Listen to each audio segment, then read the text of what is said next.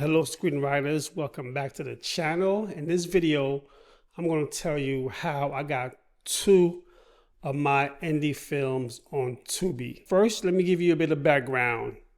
I'm a screenwriter and I remember I was trying to get an agent.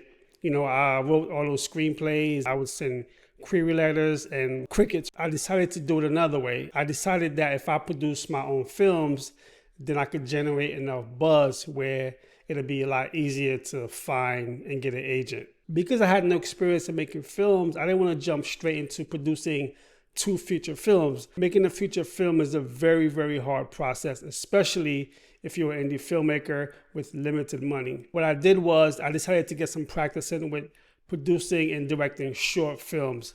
I definitely recommend this process to any of you out there who want to get recognition for your work.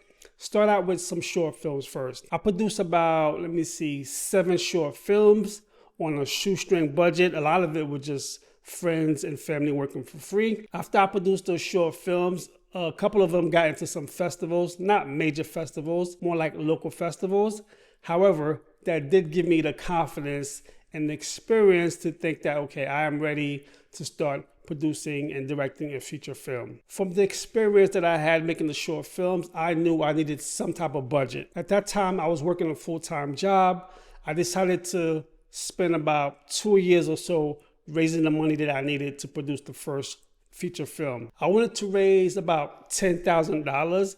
Why $10,000? Because of the experience making the short films, I knew $10,000, although it's a shoestring budget, that's what I figured I was going to need, so that way I could make sure if I'm not going to pay the actors, I could at least feed them, and also I needed money for equipment. $10,000, although it was tough, I knew I could pull it off for $10,000. With the $10,000 saved, which led me to this film right here in the background, I went into production with The City Is Mine. Again, I got a lot of friends to help out. I was able to have auditions for some actors, and I was able to get some free locations. I wasn't able to pay the actors the daily rate that I wanted to pay them. However, I did let them know that I would feed them and they didn't have to pay for transportation.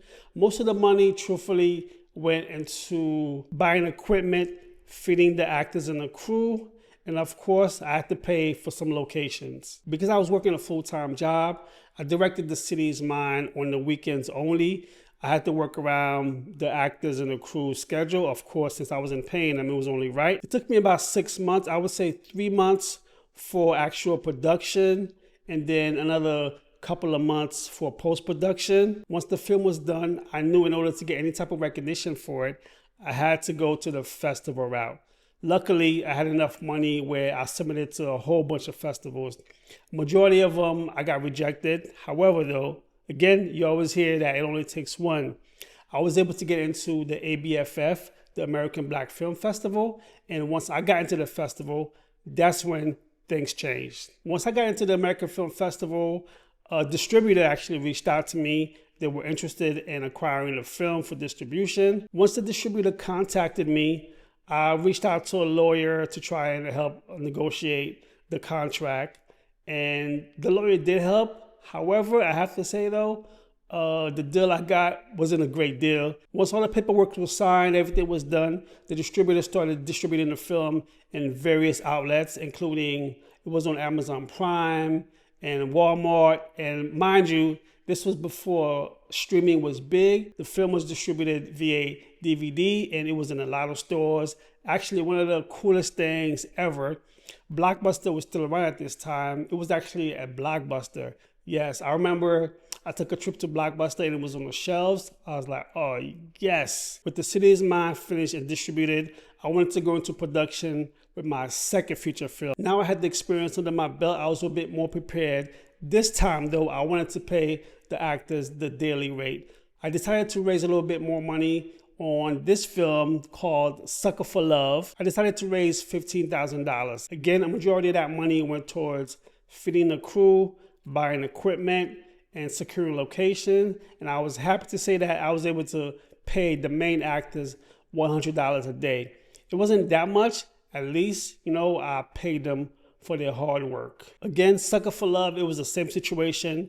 We shot it on the weekends. It took about the same amount of time that it did for The City Is Mine. Because of the experience I had with The City Is Mine, I knew going into this film that I wanted distribution. However, I did not want another bad contract. I reached out to several distributors, and because of the experience that I had with The City Is Mine, I knew what to say, and I was more prepared for a better deal.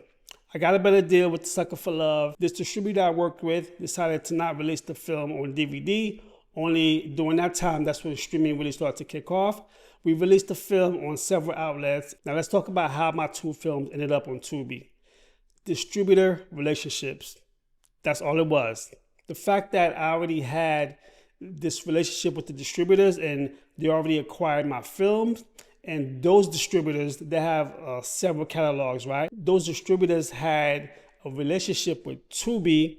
Because of the relationship, they were able to sell Tubi several films in their catalogs, and my films was amongst the films that they had in their catalogs. And yes, I've seen those Tubi memes. I know about those Tubi memes about how Tubi has some of the worst and horrible films out there. Now, are my 2 films part of those memes?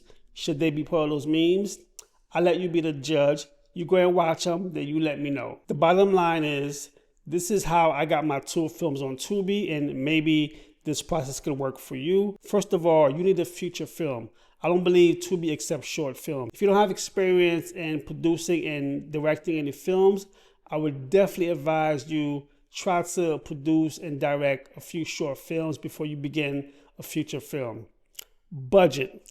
Make sure you save some money, right? Even though if you have like friends and family working for free for you, you should at least budget. Try to save for a year or 2. Once you have your budget, you should go into production and produce your film. After the film is done, hopefully it's a good film, then you start submitting to film festivals.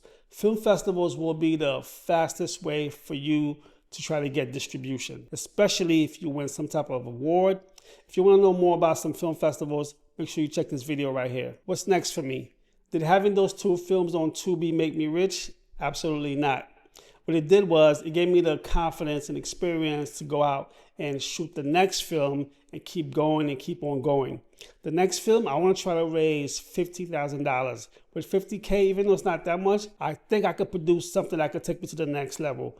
The problem is, all the scripts I have right now, they require a lot more than a $50K budget. I'm debating if I should try to write a whole new screenplay around the budget that I have, or go into production with A Soul Lost in Brooklyn. A Soul Lost in Brooklyn is a murder mystery, and I think I could do it with $50K. It'll be tough. Yeah, that's my dilemma. What do you think I should do? Do you think I should take the $50K and produce A Soul Lost in Brooklyn, or try to write a specific story around a $50K budget? All right, that is how I got my 2 films on Tubi, and it all started with the screenplay. If you want to write your own screenplay, make sure you go to stratword.com. Fade out. Brainstorm, break it down, make a dream, create a scene with Stratword.